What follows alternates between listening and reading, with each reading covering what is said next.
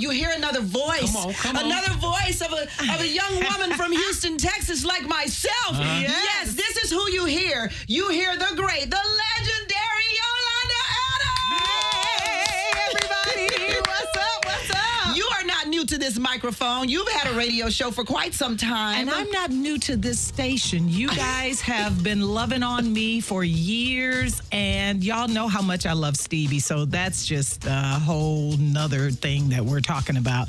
But, yes, radio is one of my loves. Yes. And folks and one of your don't many know. talents. Well, praise the Lord for that. Yes, now. But they don't know that I graduated Texas Southern University with a degree in radio, TV journalism.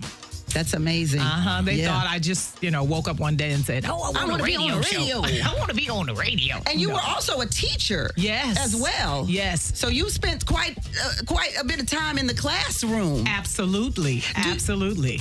Obviously, you've known all your life. You have had this golden velvet voice, thank you. specifically a voice for Christ, for the kingdom. Yes. And so, was there a moment? What I always wanted to know, was there a moment when you left teaching to move into music? Was that a hard moment, or was that an easy moment in terms of what you had to do specifically? That's a great question. It was an easy moment because the transition was kind of like forced on me, because I was here. I was just gonna sing on the weekends and go back to teaching. I had like 3 sources of income coming in. So I was like, okay, I'm going to teach my kids until I can't teach them no more. Right. And then all of a sudden I couldn't get back on Sundays because, it wasn't like airlines now where you can literally take the red eye and then be home in time for all you needed to. And there were times when I would not get in at 7:30 a.m.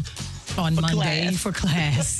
So my principal was like, I love you, right? I'm like, yes, I know you do. She's like, I'm not going to get in trouble for you. You got to make a decision. I'm like, I know, and I'm not going to get in trouble for you too, for you, because I got to go sing. Yeah. And she's like, I get it. When my family and people in Houston found out I was interviewing you, because I'm from Houston as well. Yay! Did radio on KTSU. I know. And graduated from Jack Yates High School. Come on. There it is, Third Ward High, baby. And so my family was like, everybody, when you're from Houston, everybody knows you. Everybody knows you, right? Absolutely. And they're like, oh, I know her. I remember when she left teaching and went and had to leave because she was singing all the time. Singing all the time. See, they know me. Right, they know you. They know me. When did you know?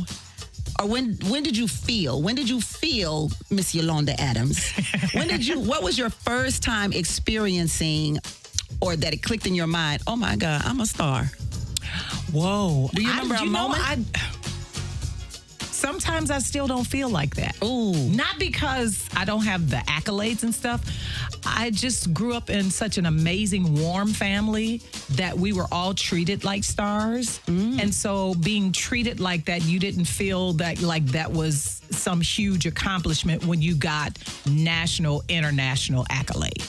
But there is a time where... No. Yeah, when people see you in Whole Foods and they're like, oh my God, it's you. And I'm like, it's you too. And so when they ask you for pictures, that's when you know, okay, people know who you are. And then when they start not looking like you would look in the church. What do you mean? But, I mean, I've had punk rockers like with spiked hair and and green lashes outside of the genre. Of the genre. Yes. Yeah. And so I'm like, whoa, I like this. And they're like, you're her. Right. My mom turned me on to your music, and I'm like, and you like, well, who are you? No, but it's cool because I think that's any artist's dream to move outside of your genre and impact the world. And when you can do that, I think it's just you get the best of both worlds. What do you think, or how do you think you have impacted the world, Yolanda Adams? Because your music is definitely impactful. But how do you see it? What do you see? I intentionally write to soothe people's hearts and souls. And so when you intentionally write for the betterment of people and you see and you hear testimonies that you helped me through this, you helped me get through that, I was trying to make a decision, you helped me with that, you helped me. It feels like, okay, I heard God. And, that to me is just like the best. So I want to say that you have helped me through my journey in Los Angeles. And specifically, this song right here. I guess it's going to play, huh? There we go. Specifically this one. Oh, my God. Because in it, I feel like, and I know this is corny, but I'm corny, whatever. I felt like because you're from Houston and because I'm from Houston, that you were speaking directly to me in this song. Wow. So literally, this song, anytime I feel bad about what's going on here and not at home, career-wise, people-wise, I plop this one in, baby. Thank you. And I can't listen to it without crying ever, so I'm going to have to turn it off because otherwise... we won't get through the interview, right? We definitely ain't supposed to play it while you here. We ain't doing that. That's all we got right there. I feel the tears welling up already, girl. But here's the thing. I always wanted my music to take people on a journey of themselves first. Not just to listen to the music, because we know the first couple of times people just listening to, they're listening to the voice, they're listening to the actual orchestration, they're listening to the chord progressions if you're a musician. Right. But I want them to listen to the words because I am speaking from a place of experience. You cannot successfully sing or do anything unless you've had the experience. And having the experience, I know what I needed at the time. And knowing what you need at the time and then writing it down and then being able to translate that to music and lyric, it's the best thing in the world. So I have the best job in the world. God. So you're writing what you need for yourself. Come on now. Come on. Yes. You're writing what you need for yourself. That's why I encourage every artist, no matter what genre they're in, make sure you are journaling and make sure you are writing from your experience, because the best testimony is yours. That's why we love Mary J. Blige so much. That is why. That's why we love Stevie Wonder so much, because they're coming from a place of experience. Yeah. They know what they're talking about. When I say never give up, I know what I'm talking about.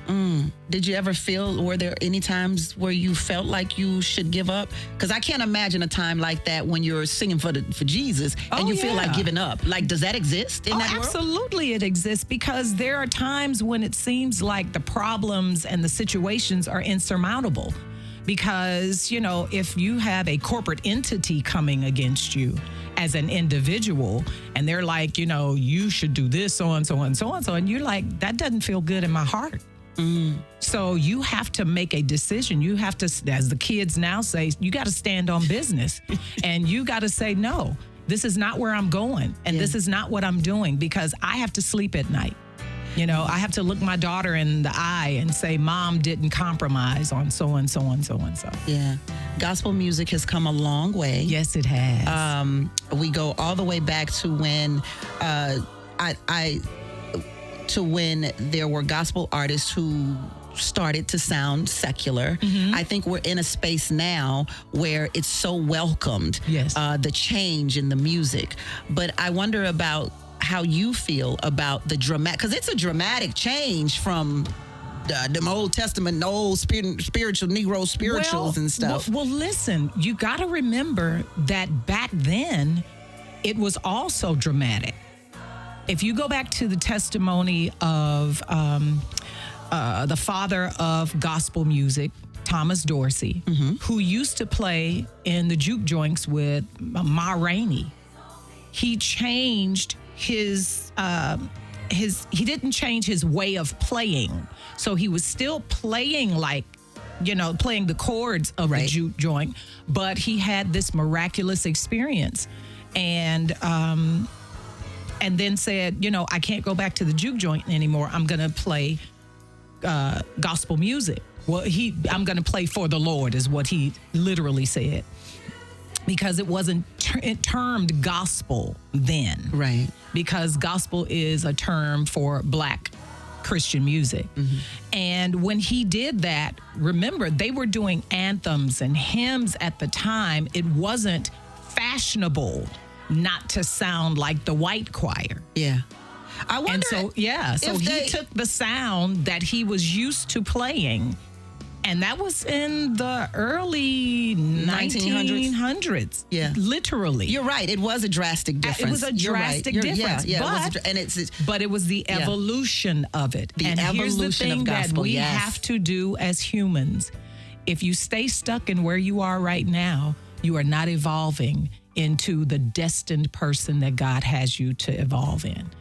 Every day you should be doing something better than you did yesterday, you know? And so I am thankful that what I'm doing today sounds different from what I did in 1980. You have a new single out now. Yes, I do, called Church Doors. Okay. And the new album is called Sunny Days.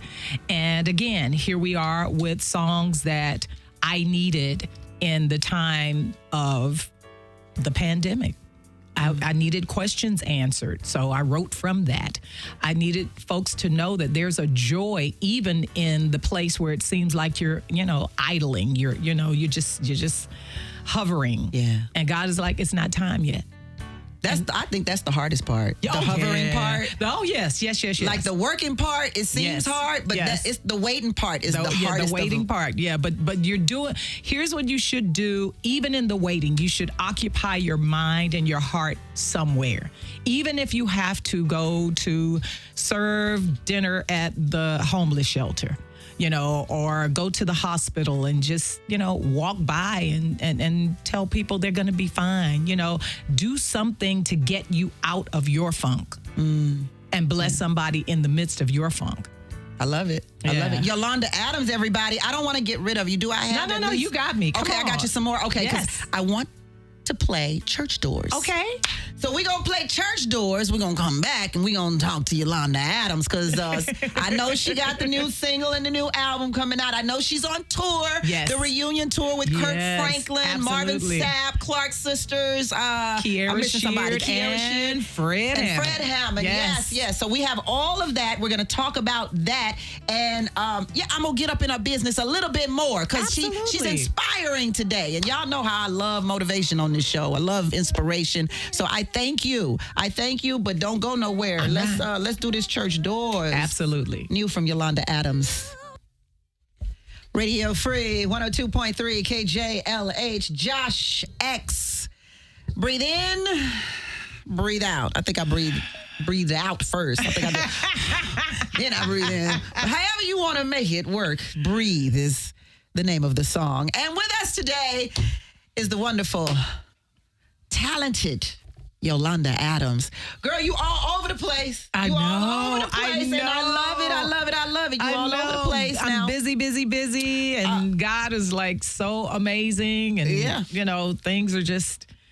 Everybody loves you on Kingdom Business.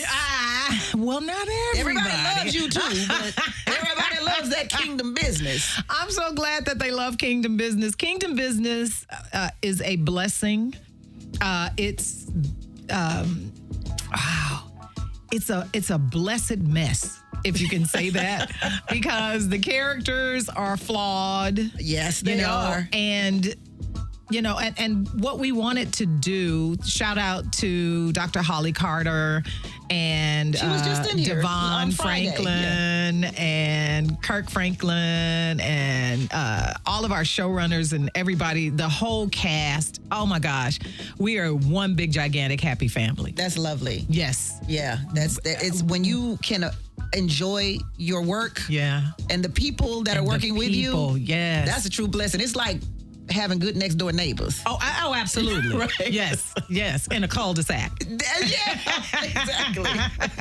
We got the best cul-de-sac. Your cul-de-sac ain't like ours. Did you get a lot of flack for doing Kingdom Business in terms of some of the content? I don't really care about flack because that just means people are watching. But there were a few people who could not separate Yolanda, the singer, mother, entrepreneur from the actress. Oh. And that was unfortunate for them because it's just another part of who I am. Right. And I liken it to people being such diehard fans that they don't want to see you doing anything derogatory or whatever. But Danita Jordan, my character, is not a derogatory person. She has very strong views about things, and the way she was raised kind of makes her life go in a direction that some other people's lives don't go in. And you have to remember, here's this sheltered kid who grew up in a church where her mom and her dad handled everything. And, right. And if she was in trouble, they handled it. If, she did good, they handled it, And as a result of her talent, she built this empire for the family. The dad was very smart in business. So, they had this huge empire.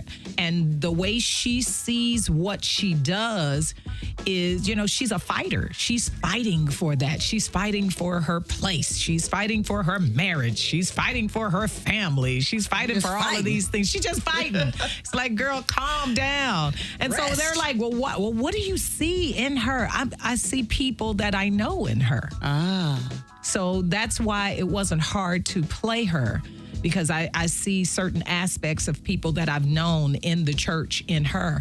And so I was able to glean from those relationships, because I'm not about to fight nobody about whether they want to sing gospel music or not. That's not just me.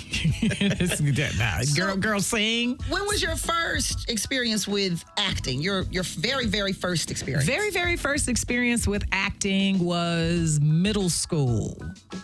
What middle school And did drama. you go to? I know they ain't gonna know. Oh, I went to Hartman. And my first, we went to Albert Thomas, and then we moved on the other side of town and went to Hartman, over there by Hobby Airport where the bigger houses were. My mama and my daddy. Thank you, mama and daddy.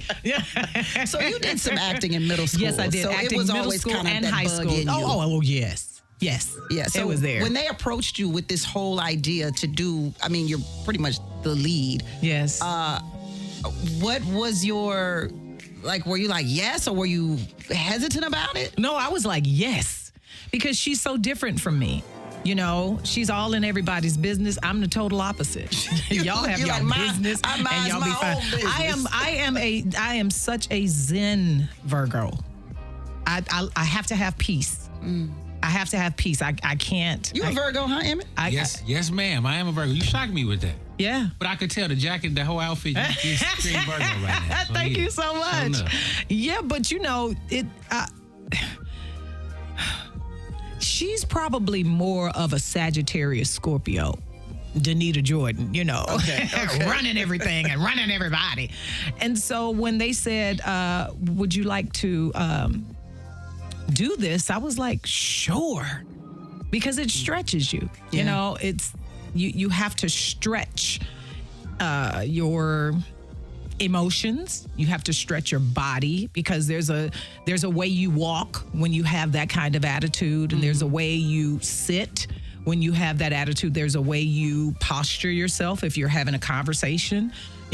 So there's a lot of stuff that goes into it. Yeah. And I was ready. I think I was ready for that change. Ready for it. Yes. You all need to be ready for the tour, the reunion tour that is happening on this Sunday. Yes. And then there is the album coming out, but we are playing the single. It's called Church Doors. Yes. Yolanda Adams is here with us. Thank you so much for being here. Thank you for having me. I don't want to get political, but I do want to ask this question about politics and the church. Yes.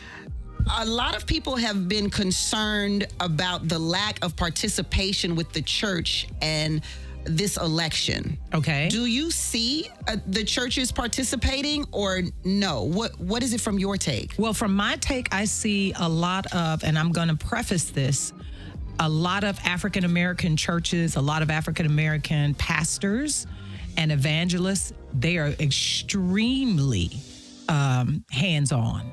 Okay. In this, I think one of the things that we're seeing that is disheartening is this Christian nationalism that is spread all over, the United States, where we're seeing people's true colors now.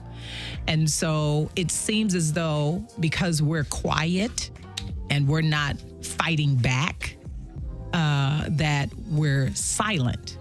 Now, there's a difference between being quiet and active and being silent and complicit. No, we're just quiet. Well, that's good. Yeah. Should we be quiet, though? Yes. We should be quiet. Absolutely. You don't have to fight people, and you don't have to fight lies, because the truth will definitely come out. That's it. There's something, and come on, we all black up in this piece, as they say. We all black up in here. Everybody black. When when your grandmother say, if you ain't got nothing good to say, don't say anything at all. Yeah. Yeah, because a lot of this anti-Christ stuff that's going on that we see every single day in the media, it's to provoke us to say something so that they can take sound bites and use those in commercials. You've seen it. They have Charlemagne the God and what's DJ Envy on a commercial against Kamala Harris. And we know that that's not what and we know that that's not true. Somebody needs to be held responsible for that, because they took sound bites of their show and put them in their commercials without their consent. Yeah. So I think Charlemagne and them can get about $100 million for that. But so you see what I'm saying? I get what you're saying. So they take these sound bites to use them against people we love and edit them in a way that is not how it existed so erroneous originally. and so false. Yeah. And so the best way, back in, and none of y'all in this room would understand this, but back in the 60s, they would teach how to successfully boycott and how to successfully stand against racism and this and this and that. Most of the time, they told you just keep your mouth shut, but stand. And sometimes you got to do that. You just keep your mouth shut, but you stand for the truth. Yeah, and I get... I feel you. I feel you 100%. I think what's happening today is that everybody talking and ain't nobody shutting up. And social media has given us the platform, everybody the platform, to just do and say anything, whether it's true, whether it's false, whether it's outrageous, and just... But that's why our leaders, like our Sharptons, our Angela Rye's, our Stevie Wonders, our Denzel Washingtons, that's when we back them as they speak and they say, what we know is true. Like the single.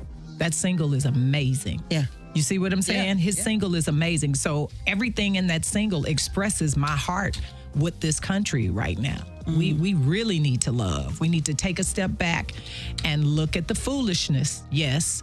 Observe it. Yes. But don't be a part of it. Yes. Yes. Yolanda Adams, everyone. Get your tickets now for the reunion tour. Oh my gosh, you're going to miss Sunday something. It's going to be amazing. If you are not in the building, listen. This tour has been such a blessing to us, the performers. I'm not just talking about the people in the building, because the people in the building, oh my gosh, they're singing every song. They're enjoying themselves. They're laughing. They're dancing. They're crying. Then they, get tissue and then do it all over again. This tour has been so impactful in helping the United States heal. Oh, that's good. Because there are certain things that, if you watch that stuff long enough, you become so anxious and so nervous about your future, when the future is whatever you say it is in your life. I'm not about to let somebody tell me what I can and cannot do. I'm going to vote to make sure that they don't get a chance to do that. But only God can tell me, okay, that's not in your future. These are some heavy hitters on this tour, though. Yes. Like you, Kirk Franklin, Fred Hammond, Marvin Sapp, the Clark sisters, Kiara Clark. Like this is a big deal. It's a huge deal, and the show flows so well. That's what I was about to ask. It's amazing. How do you even flow with a show like this? Like, each of you can have your own tour. Yes, and we're all planning that for 2025, 2026. So Okay. This is such a wonderful springboard for everybody's passions. But those of us, of course, Kiera is the youngin', but those of us who are on the show that have been in this business for 40 plus years are like, we're just grateful people want to hear the music. They want to see us. We're just, we are really appreciative. One thing about gospel singers is y'all never go out of style. But thank the Lord. Thank the Lord for that. Thank the Lord for. But here's the thing: people will always need encouragement. Mm-hmm. You will always need encouragement, and so gospel means good news. Yeah, like you never hear anybody say, "Yeah, well, Marvin Sapp fell off." You never hear that about gospel singers. No, you don't. No, you don't. No, you don't. They ain't about to fall off. Jesus on their side, y'all. Miss Valerie, you want to thank Yolanda Adams? I want to give her flowers. Hello, everybody. Hello, beautiful. Hi, Miss Yolanda Adams. Yes. You are totally amazing. Totally amazing. Thank you. For you bring me joy, the tribute to Anita Baker. Yes. For the singing you did for Aretha Franklin. Aww. Mary, Don't You Weep. Mm-hmm. For opening up my heart, Mm-hmm. which stays on my mind because I have experiences where I could deal with that. Mm-hmm. You get a Grammy, an Oscar, and a Global Award. Yes. May God keep blessing you and blessing you and you blessing us. I just want to say thank you. Thank you so much, Miss Valerie. That means so much to me. And may God bless you and your entire family. And just Thank know you. the best is yet to come for you, okay? Yes, it is. I know Hallelujah. that's Thank right. you so much. Oh, God bless you, Thank you. dear. Do Bye-bye. people ask you for advice all the time? Oh, yeah. What's the most advice? Like, what's the how do I say this? The question you get asked the most when people are asking for advice? How do you know when it's time to move by faith? A lot of people ask that because it's so easy to stay in a space that you're in because it's comfortable. You've learned that space and, you've achieved in that space. But there's always this longing that there's something more. There's something better. I know I can do more. But because you have, again, accomplished stuff in a certain realm, you're familiar with that realm. And instead of saying, okay, I'm just going to take this leap, I'm going to take this leap, it takes guts to take those leaps of faith. But what people forget is that the moment they're in right now, that's a leap of faith that they took years ago. And so all I have to do is remind people, hey, you've been here before. You remember what it was like? Yeah, but it's scary. It's not scary if you know that on the other side of this leap, there's more blessings. There's... Wow. Get us some water, y'all. Get us some water. She must be speaking to somebody. Not me. She's speaking to somebody. Yeah. And so, and I think because my voice is very calming and my spirit is very calming, that they feel comfortable coming to me and saying, Miss Yolanda, what do you think about so and so and so and so? So, yeah. Yeah.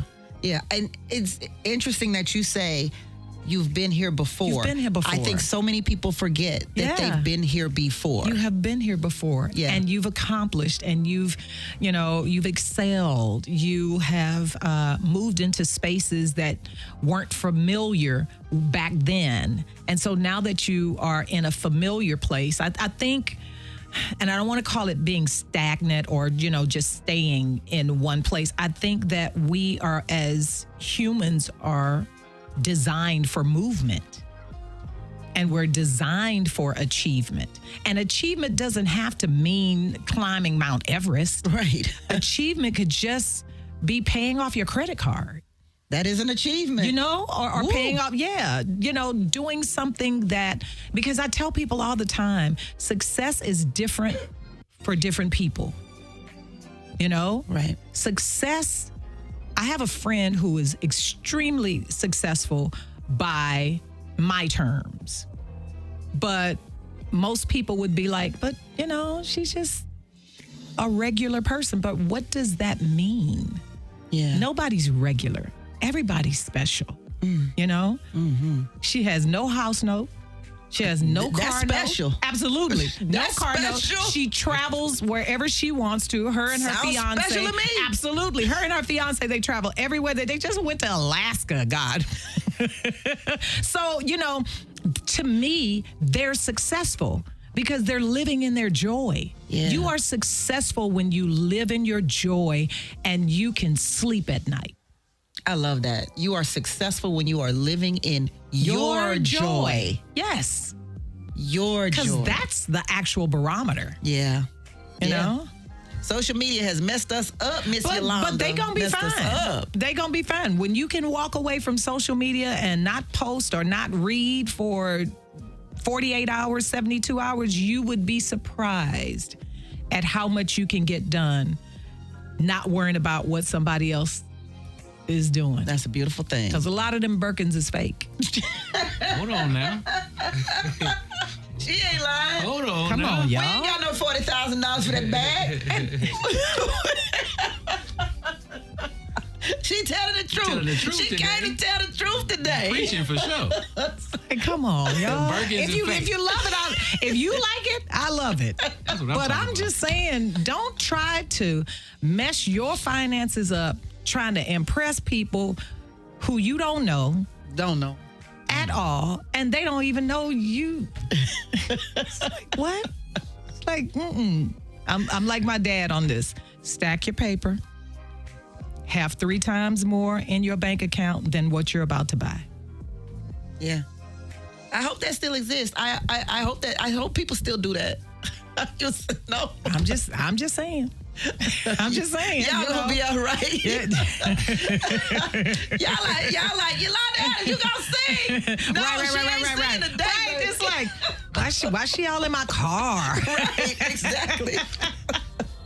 Never give up, y'all. Never give up. Never give up. never. The tour is this Sunday. Yes, it's the it reunion is. tour. It's Marvin Sapp. It's Kiara Sheard. It's Fred Hammond. It's Kirk Franklin. It's the Clark sisters. And it is Miss Yolanda Adams.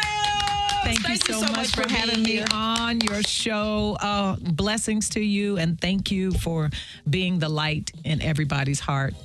I appreciate that. I appreciate you so much. Thank you, Yolanda Adams, everybody.